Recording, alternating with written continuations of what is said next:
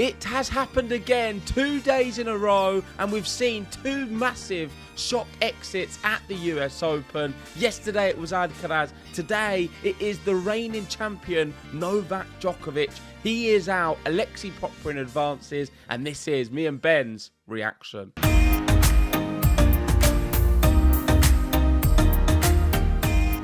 That's right, Novak Djokovic out of the US Open, and I had this morning, we can now call it the dreaded GTL phone call in the morning. JG's face appeared ringing, and I already knew the writing was on the wall.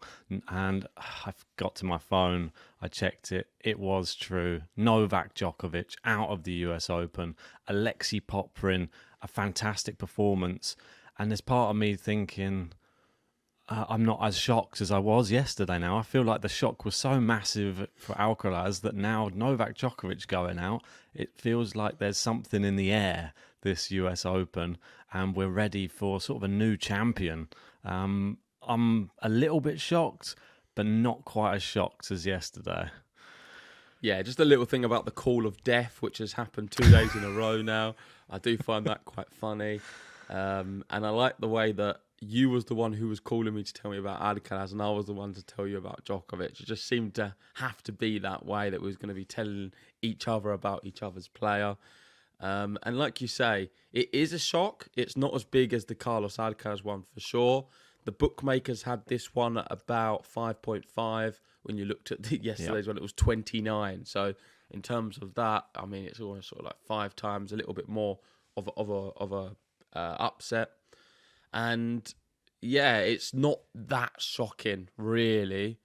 I think what's more shocking is the round when it's happened, and the fact that Djokovic, I guess, wasn't able to find any answers in that fourth set and was just defeated in the way he was. But it can happen. Alexei Popyrin having a fantastic few months. Ever since Game to Love interviewed Alexei Popyrin, he's turned into a world beater. And I think this is a good opportunity to promote it right now. And that is on the Patreon. There's a sit-down interview with Game to Love and Alexei Popyrin. And we speak at depth about the prospect of him playing Novak Djokovic. It couldn't have been any better of an interview. If you want to sign up, you can see, we'll pop it on the screen right now. You can sign up to the Patreon. The link is in the description as well. We'll pin it in the comments. Sign up and you can listen to me speak to Alexei Popyrin. In terms of what's just happened, I would say that my prediction 2 years ago was spot on. Unfortunately, I come a little bit too early. And that was that Rafael Nadal and Novak Djokovic won't win any more slams. I said it at the start of 2023, and then Djokovic completely embarrassed me. He almost won all of them and was looking incredible. However, this year, 2024, was what I thought would have happened last year, and it is the changing of the guard. It's a new era altogether. Federer's retired. Nadal doesn't look like he's going to come close to winning any tournament, let alone a Grand Slam. And Djokovic, certainly for me, will not be winning a Grand Slam. And I'm going to put it out there right now. You will never see Novak Djokovic win a Grand Slam ever again. It is the changing of a guard. We are approaching a new era of tennis. And the last time we see a big three player, or big four player, if you're going to include Andy Murray, win a Grand Slam was the US Open last year, in which Novak Djokovic won it. Let's see what happens in 2025. I think we're going to see more of the same. We'll probably not see Nadal in draws. Maybe he'll retire this year. And with Djokovic, I'm assuming he's going to keep playing. I think it's going to be first week exits, some second week late ones, but no finals for him. And I don't see him winning any slams. Wow. But yeah, that is just some of my early thoughts. Well, that's a lot to take in, especially as a bit of a Djokovic fan over here and just trying to process this loss at the moment. I feel like my prediction for this year wasn't actually too bad. I thought he'd win the the Australian Open, and then the Olympics, and that was it. I feel like he just had a bad match against Jannik Sinner in Australia. If he'd have played at his best, I think he would have won that Australian Open final had he have got there. But that's all ifs and buts. Doesn't matter. Djokovic hasn't won a slam this year. the reigning champions out. We're now looking to the future. Where did it all go wrong? We've got to speak about this match. And I think the main topic of this whole US Open for Djokovic fans, Djokovic haters, is his serve. It's been terrible. Let's be honest. I've never seen Djokovic serve so badly at a tournament, especially a Grand Slam. And he said it himself best, is you just can't play on a fast surface like this and expect to win a match without a serve. He said it's just impossible. He said you're under pressure every service game if you're serving double faults, like left, right and centre. And Alexei Popyrin, we've got to take your hat off to him. He just won Montreal and now he's in the same sort of form. This is the worst possible time to play Alexei Popyrin because he's in his best form. And Djokovic, he got taken apart, essentially, by someone who's an amazing server and a hard hitter. We changed Aslan Karatsev's career for the better. And that was a momentous rise through the tennis rankings. I'm going to put it out there now. Offner, another one. Francisco Cerundolo, another one. I'm going to put it on the record on this podcast. I honestly think the rise we've done with Alexei Popyrin in such a short space of time is the greatest game to love achievement ever. And if there is any players who are listening or you have access to them, get them on the podcast because they can beat Novak Djokovic in about a month's time. If they just come on Game to Love, they can beat him in Grand Slams. It's easy. Don't even have to go to 5. You can go to 4. And it is, as you say, Djokovic's earliest loss at a slam since Australian Open 2017.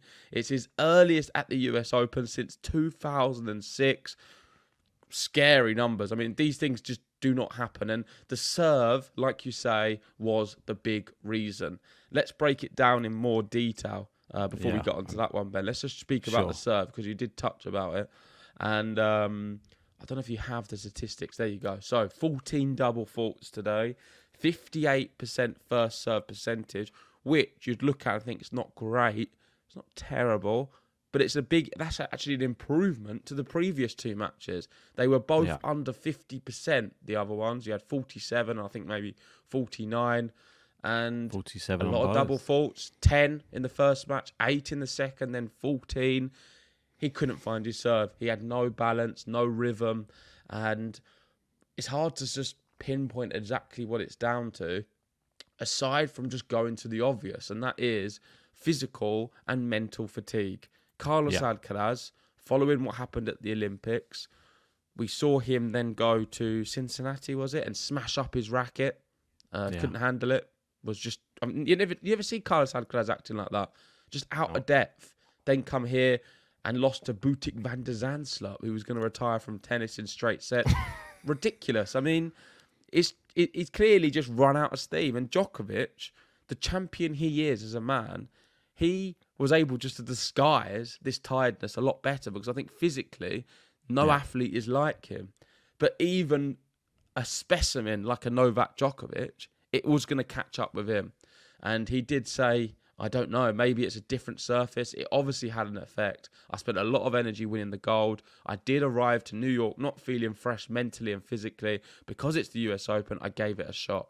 I didn't have physical issues. So before people are talking about his abdominal pain or knee or whatever it is, nothing to do with that whatsoever. He just didn't have any gas. He ran out of gas. It's been a long season. And I think going to the Olympics, we've seen it already. Everyone who played the Olympics at Cincinnati could not play tennis. They just lost the ability to play. And we've seen at the US Open, I don't know if you've got the image. Musetti, out. Alcaraz, out. Djokovic, out. All of them just could not handle it.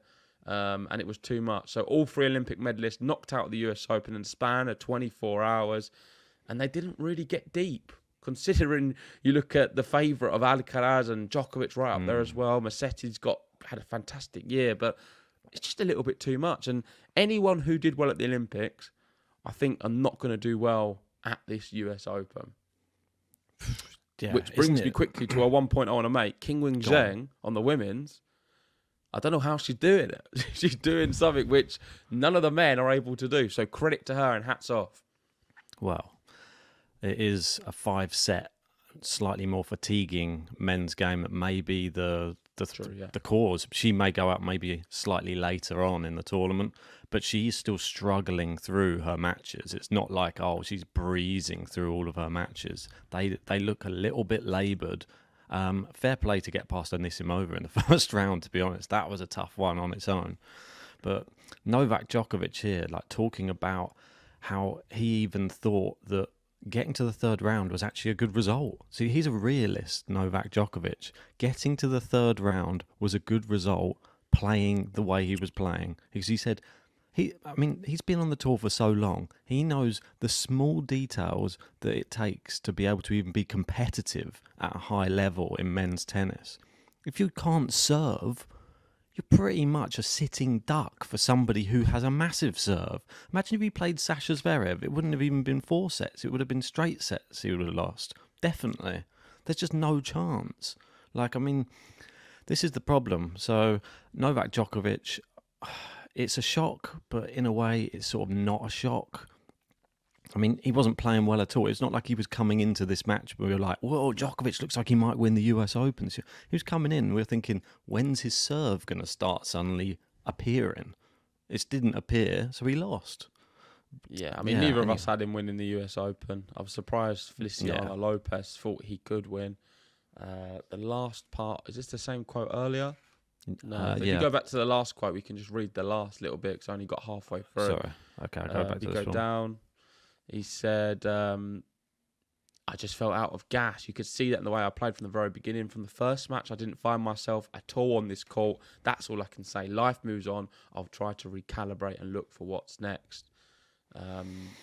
It's just insane. And then the next one, he was talking about Alcaraz, I believe, saying how Alcaraz is out. There's opportunities. He believes that, who's to say that Alexei Popyrin can't go on to win? He said, I don't know what to make of that question when he was asked, is Popyrin a contender? He's just beaten me, the defending champion. He deserves credit and respect. If he serves well, plays well, he can beat anybody. Look, Alcaraz out.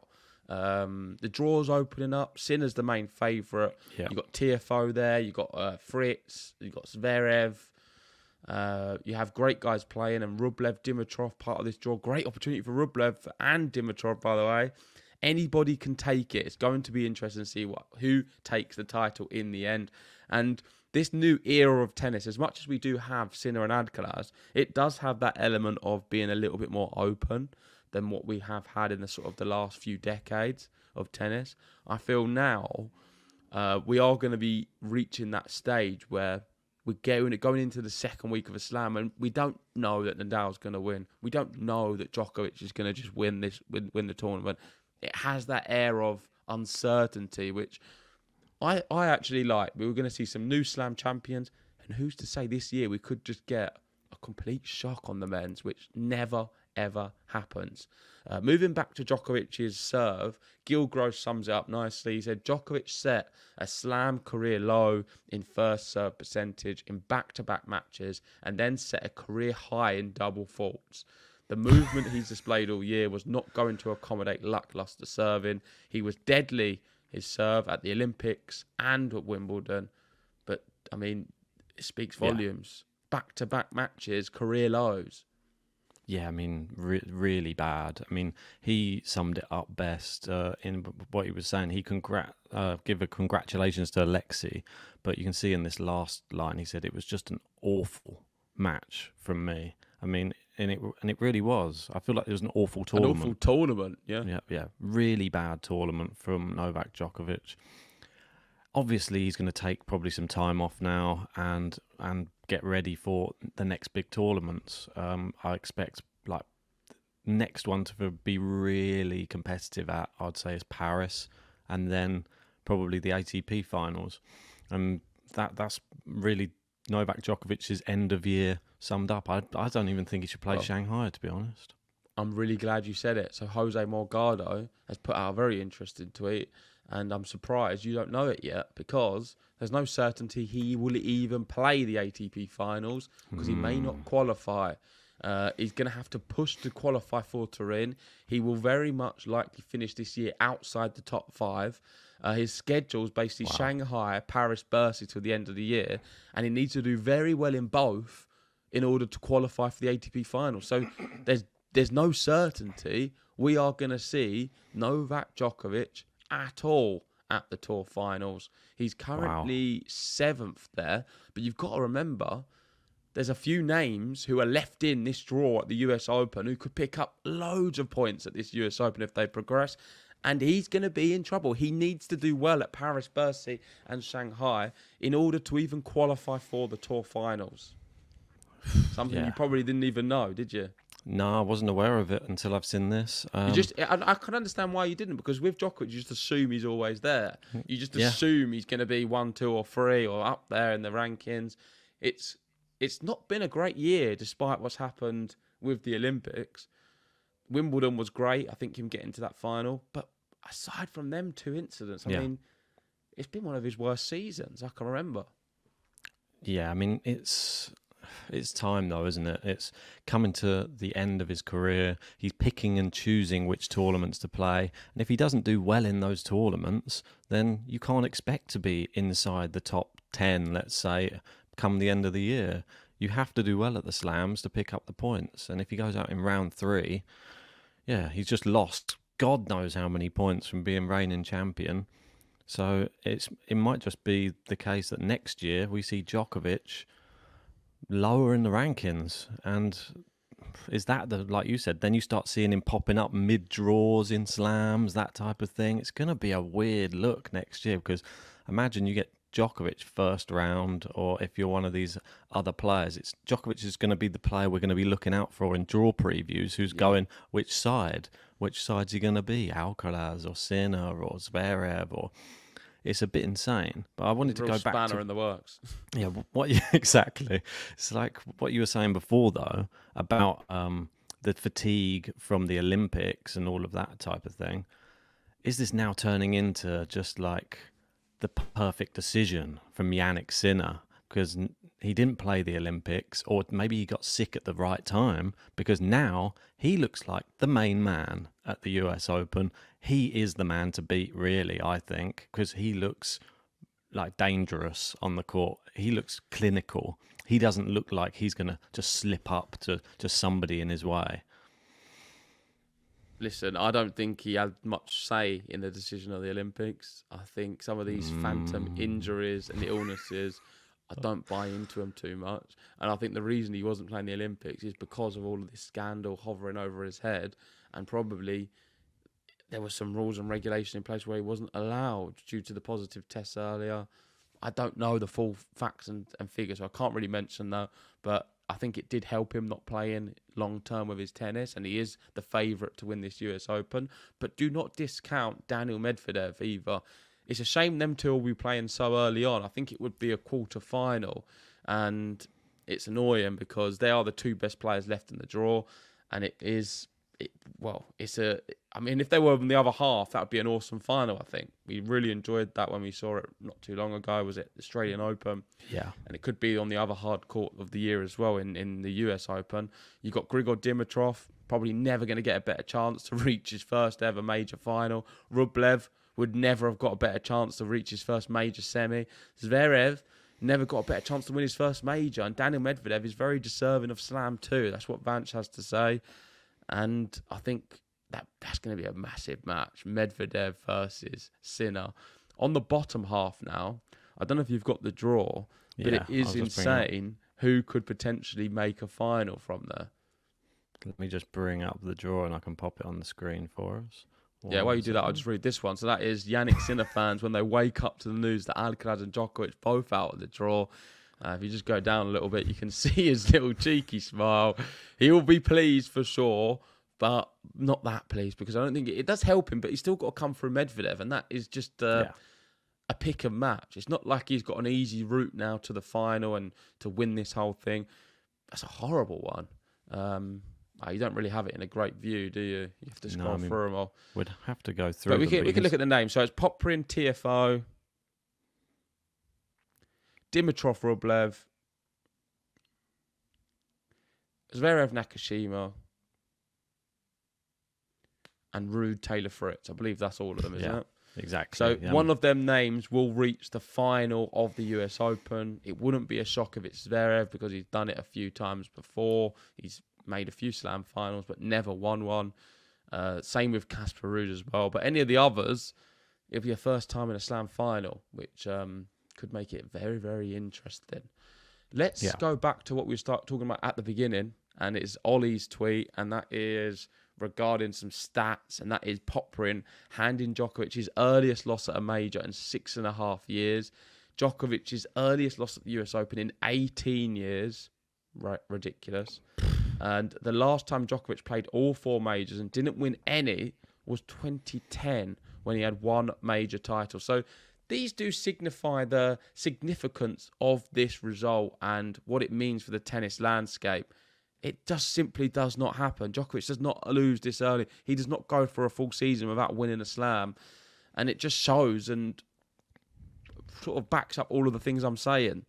Yeah, we are going through a different era, and things are changing quickly in tennis, and Djokovic is not part of the future of tennis. He's 37 years old. He's had his time in the sun, and he's moving over to the shade. Moving over to the shady side.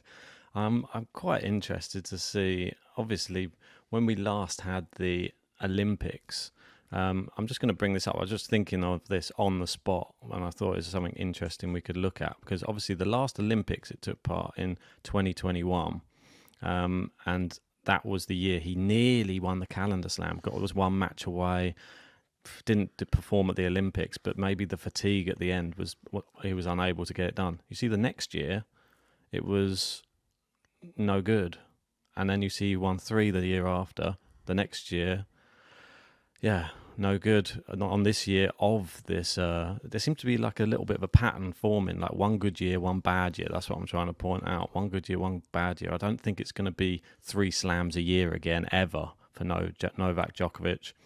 But is there a chance? I'm trying to find a silver lining somewhere. So are you saying you think he's going to win a slam next year? I think the only one that he has a chance, in my personal opinion, would be at the Australian Open. And that's my... Really? I think that... Not Wimbledon? Doesn't have a chance at Wimbledon? I feel like Alcaraz at the moment is like the best grass court player on tour. And I think Jannik Sinner's only getting better. I feel like there's just something... If Djokovic just has a bad serving performance, I think he's done for in any tournament. But for some reason, Australia is the one tournament this year that I've actually been the most impressed with him at. And he has like a little bit of a breather and can get himself back into full fitness, ready for the start of the season. And I think as the season goes, you get more tired. So I think Australia's, for me, the chance that he has the best of winning a slam next year. But after that, I don't think he has a chance. That's my own personal opinion. All right, let's wrap up with a few final stats, and that is it's the first time since 1973 that the number 2 seed and number 3 seed have lost before the round of 16 in any major. It's been over 50 years. Huge upsets 2 nights in a row. Alexei Popyrin, Butik van der Zandschulp. Insane stat. And one more just for the books is players able to defend their US Open men's singles title this century. Roger Federer. He did it 4 times. That's it. Yeah, nobody can defend their US Open title. It's one of the hardest things to do in tennis. Djokovic was unable to do it today, and only Roger Federer has been able to do it. Will that change in the future? We'll have to wait and see. I quite like that the US Open is more of an open slam at the end of the year, and it adds that little bit of excitement. It's not so plain sailing like a Roland Garros or Australian Open, even, or Wimbledon. I guess you've seen usually the same names. But thank you everyone for watching. If you haven't already, hit the like button, subscribe if you're new, and please sign up to the Patreon for as little as £3 a month. You can watch me and Ben speak to Alexei Popyrin. It was good. We were speaking about Djokovic as well, and it would be great if you can support the channel and hopefully find something very interesting in what we said to Alexei Popyrin. That's it. Make sure to listen on Spotify as well, Apple Podcasts. And we'll be doing a roundup podcast later on all of the action on day 5. See you there.